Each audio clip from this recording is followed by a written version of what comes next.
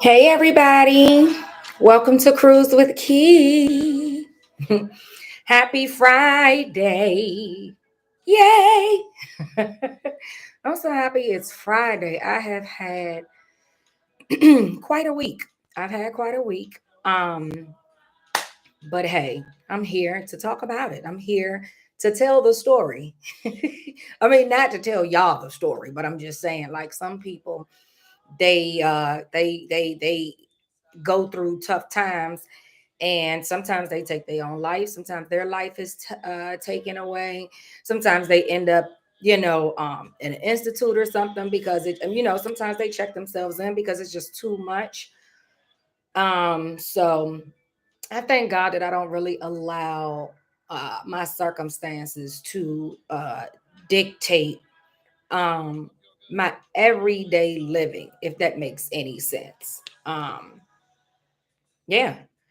Anyway, it is Friday, March 24th, 2023, and you are here to Cruise with Key.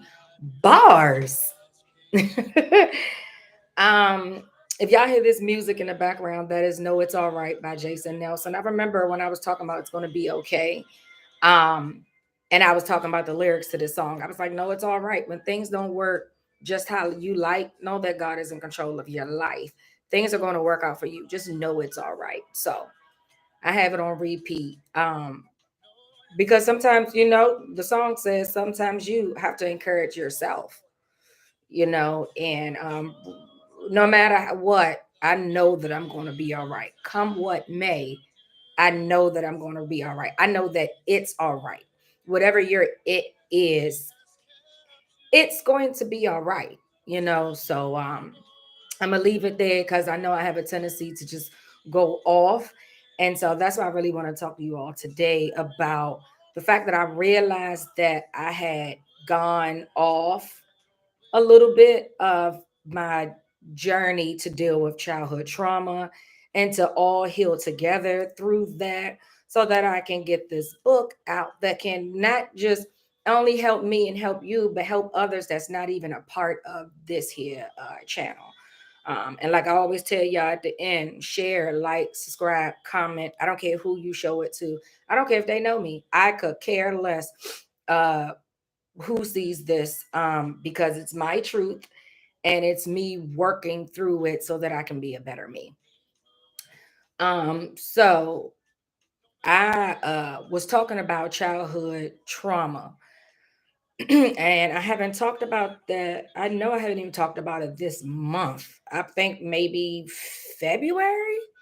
I think. But I'm going to get back on that because that is why I started this. And I allowed what was happening in my now to spew over in my journey. I mean, it's a journey, but that's not what I created this for. I could create a whole nother page just for present day. I'm not doing all that. So today I want to talk about my mother. If I'm going to talk about childhood trauma, I have to start all the way from the beginning. And I think that I had told you all before that I filled out an application. This was 2018. Or was it January 2019? I want to say the beginning of, yeah, I think it was the beginning of 2019. And my coworkers was talking about Married at First Sight was coming to DC. And I was like, oh shucks. And then I was like, I ain't about to do this. I ain't, God, I know God got somebody for me. I'm not about to do this. But then me being who I am, I was like, but maybe who God has for me is through this channel. It's through, go through this network. So long story short, I filled out an application, got selected, yada, yada, yada. I actually got all the way to top 50 women. And I met Dr. Pepper, Dr. Cal, and at the time it was Dr. Adriana, I think. I forgot her. I can't even think of the lady name, the Mexican lady. I think she was Mexican, Latina. Whatever the case may be, I was able to meet them, and clearly I didn't make it because you didn't see me. But if you watch Married at First Sight, the very first Washington, D.C. season. In the beginning, you see me standing in line with a yellow sleeveless ruffled shirt. And my hair is in two strand twist with like these gold little decorations on it or what have you. So yeah, but at any rate, for Married at First Sight, you have to fill out a questionnaire.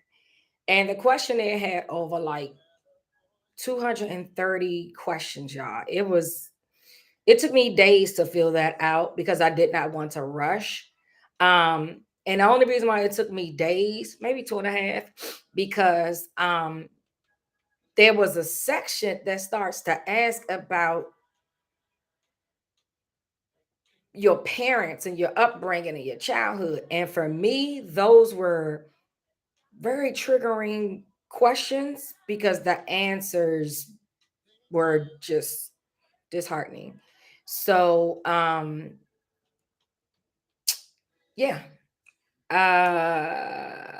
So here goes.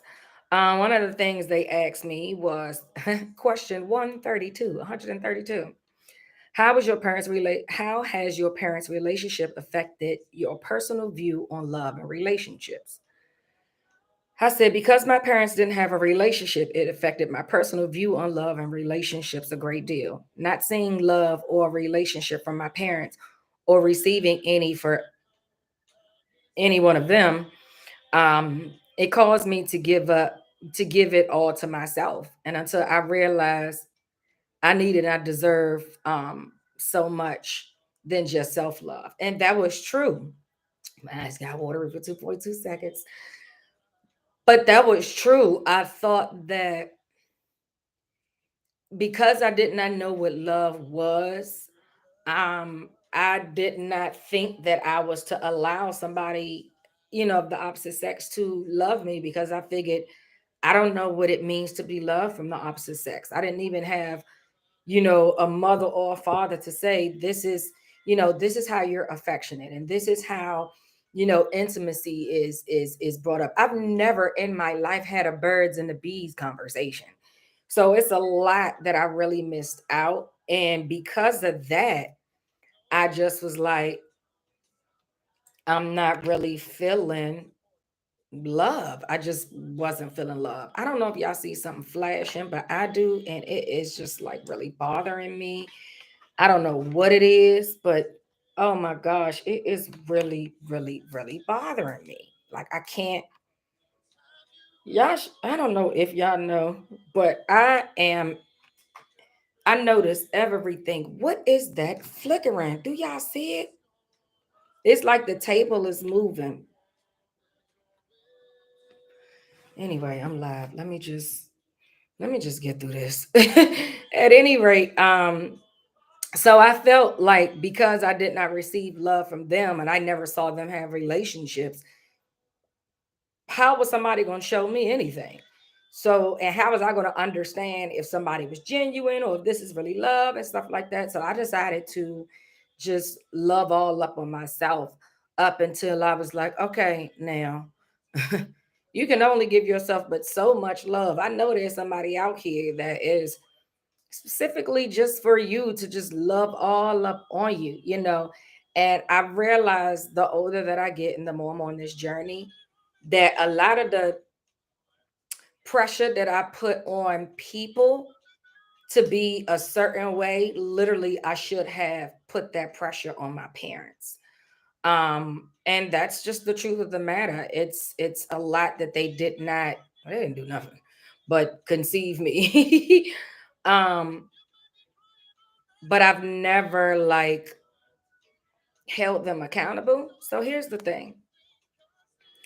It says, what are the top 5 adjectives you will use to describe your mother or mother figure? Of course, I knew my mom. So, oh, Lord, y'all. The very first one was absent. I put absent because I was telling the truth. All I know is for her to be absent. Now, when we got each other number and we met, I mean, she would call a lot. She could never come see me, but I will go see her. Um, and absence from a mom is For me, I think it's indescribable. It makes you feel so unwanted. Like, how can somebody carry you and just don't nurture you? Why would you bring something in here that you can't nurture? That's just like buying a plant. Why would you buy a plant that you have no thought to water it, to give it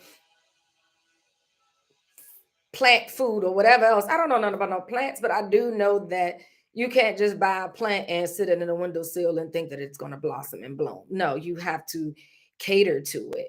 You have to nurture it. You have to take care of it because you decided to purchase it. Um, and I know that I carry that in probably every relationship that I have. Oh my God.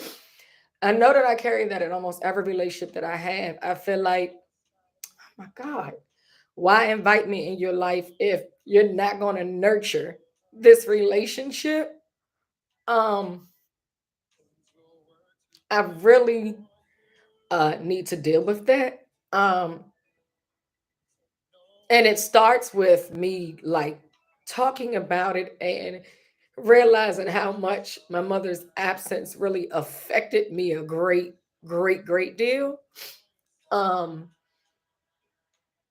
and I can be, the more that I deal with that, the more that I can be better when people that wasn't even equipped to be here in the first place are no longer here. Shout out to my girlfriend for sending this video earlier today to our group to remind us, just about relationships that are no longer there, or the people that are not in your life anymore is not there because they were never really equipped to fulfill a job. And maybe sometimes, maybe that was the thing for my parents. Maybe my mom was supposed to just carry me and bring me here. And that was her job. Her job was to birth me. And God was just going to do the rest. I don't know. But the absence of my mother affects me a great deal. Not only unwanted, you feel abandoned and you feel rejected, and you take those things with you everywhere.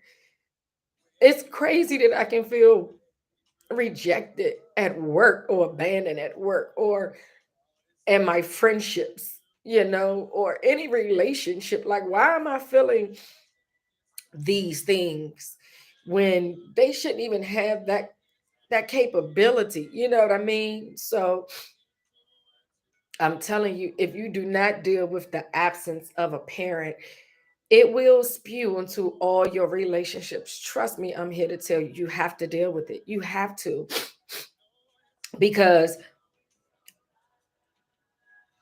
just because you feel absent, just because you feel abandoned, rejected, or unwanted in a situation, that doesn't mean that that's what that person is actually doing. It's the situation that makes you feel that way. But the real core of why you feel like that is because it comes from a deeper place. I told you, I have to get to the core. I have to. And the more I get to the core, the better Lakia I will be. That's that. The second thing was funny. Mother was very, very, very funny. She was hilarious. She made me laugh a lot. There are times she made me laugh when I feel like things wasn't even funny. But I was just so happy to be around her. But she really was funny. She definitely couldn't pronounce Parasuco. She would call them Pasucos, and she would say she wanted every color. She wasn't just blue jeans. She's not doing a blue jean. My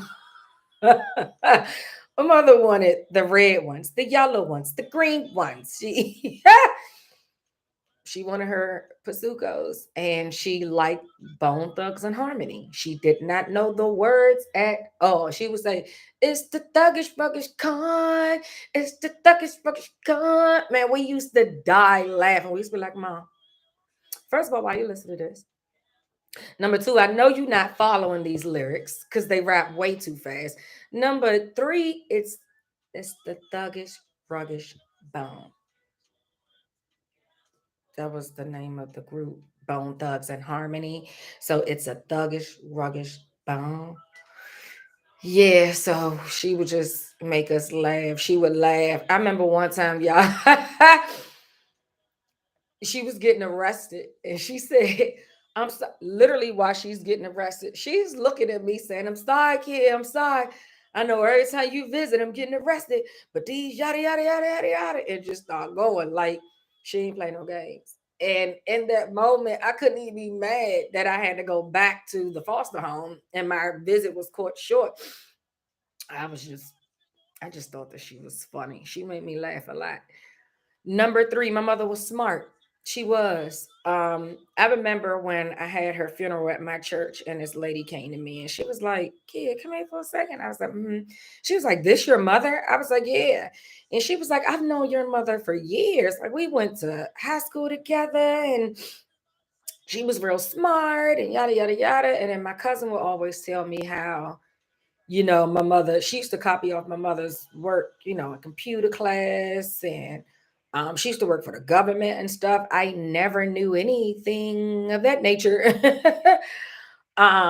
So to know that she was smart, and then when she passed away, I had was the one who had to go to the scene of where she passed away to get her purse and stuff. And I would go through, I still go through her purse, and you'll just be amazed how organized my mother was, and structured and very resourceful. Let me explain something to you. She was absolutely resourceful, making sure she was take care of herself because she was sick. I just wish that that grind that she had to take care of herself when she was sick, from a physical standpoint, I wish that she was just that smart to be that same way when she was mentally sick. But everybody has their vices, and everybody have their strong and weaknesses. And being an addict was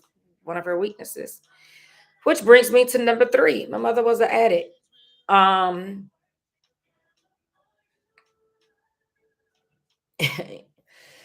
excuse me, my allergies.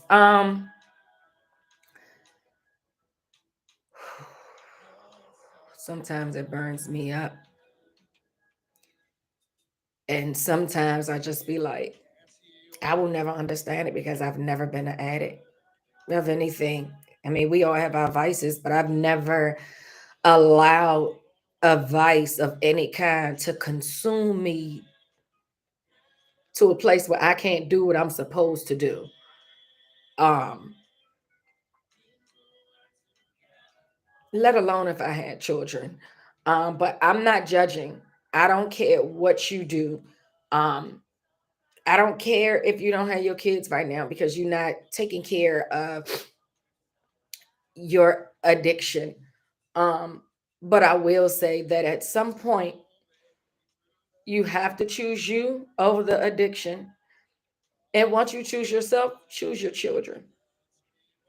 Um, and that's one thing that I had to realize, that as angry as I get sometimes, wishing that she handled things differently, I understand that she couldn't take care of me if she not taking care of herself. And so that's when you give people grace, and you love them anyway, and you love them unconditionally, and you love them probably just a little bit more harder because you know that they got issues and that they're struggling. And you just be here whenever they are ready to get themselves together. You cannot force it. You cannot make nobody do nothing they don't want to do, let alone an adult. Adults gonna be adults, and it's up to them to figure it out. You can have all the interventions if you want, that you want, but it takes that person to say, I'll go get myself checked in. I'll go get myself checked out. I'll go do this. I'll go do that because I need to do this for me so that I can be a mother. I need to do this for me so that I can be a wife. I need to do this for me so that I can be a better employee. I need to do this for me so that I can be a better sibling. I need to do this for me so that I can be a better friend.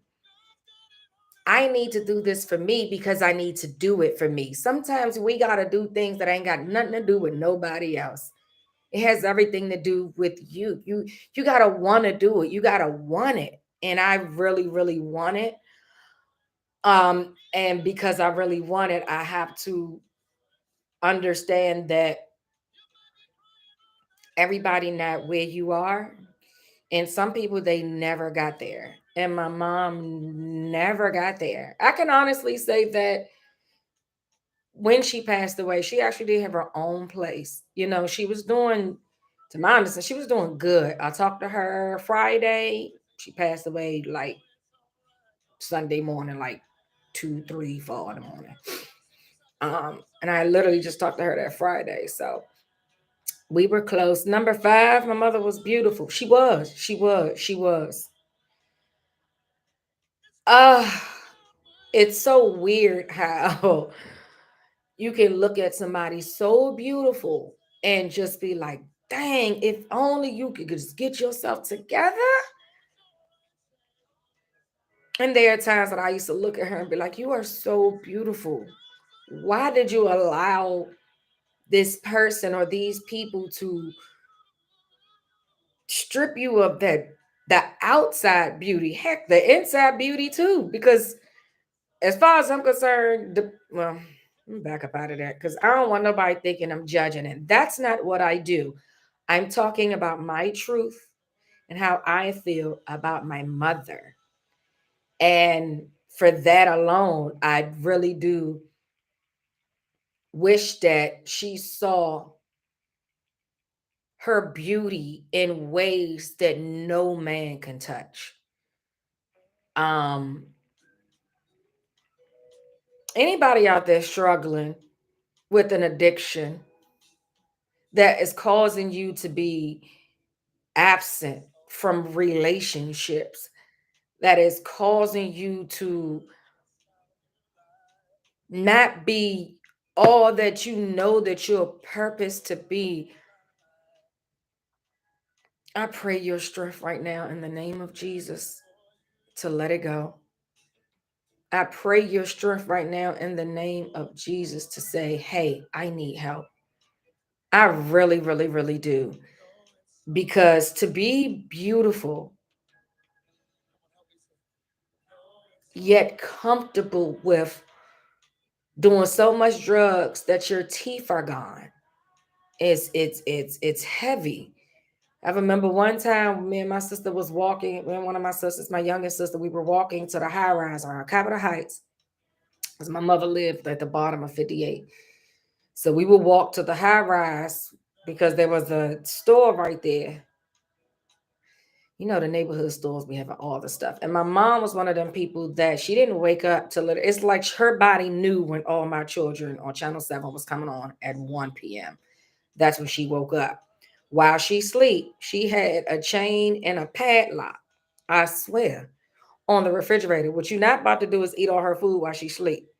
So we would just walk to the store and eat junk.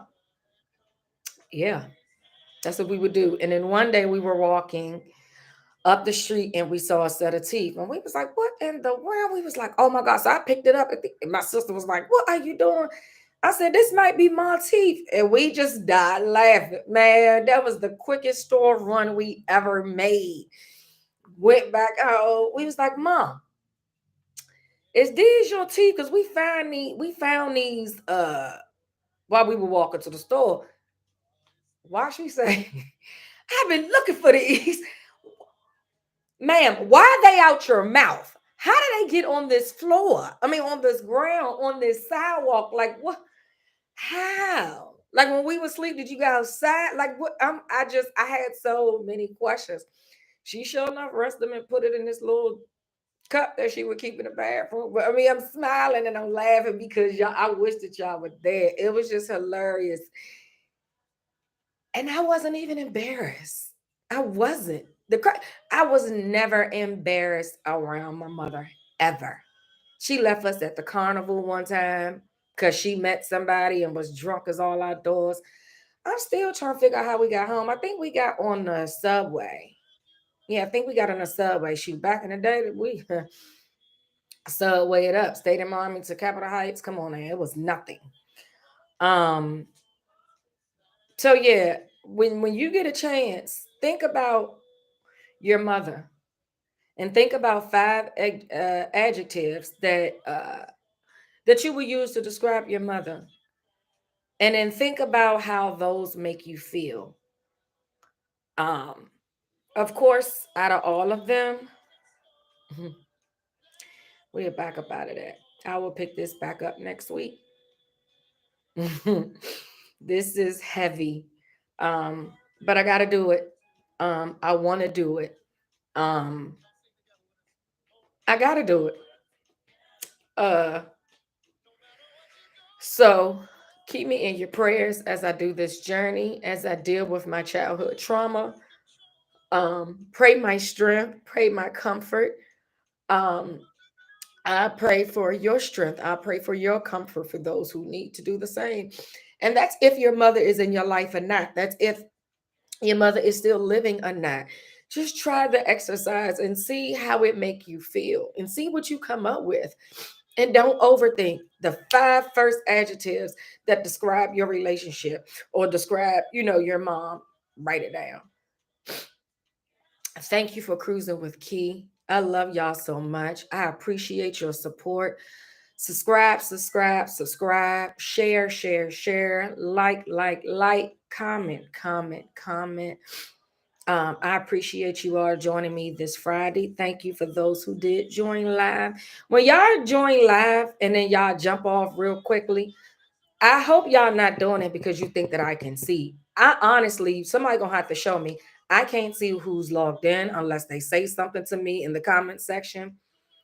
I can't even see who have subscribed. I don't know how to do that. I am as smart as I am. I'm not really that computer savvy. Well, definitely not no YouTube. Y'all want to help me? I'm open. I promise I'm open to the help. I love constructive criticism with every fiber in my being because without it, how am I going to get better? And how am I going to learn to do new things? Thank y'all. Have a great weekend. Be safe. Enjoy. I'll catch y'all next week. Know it's all right, Jason Nelson.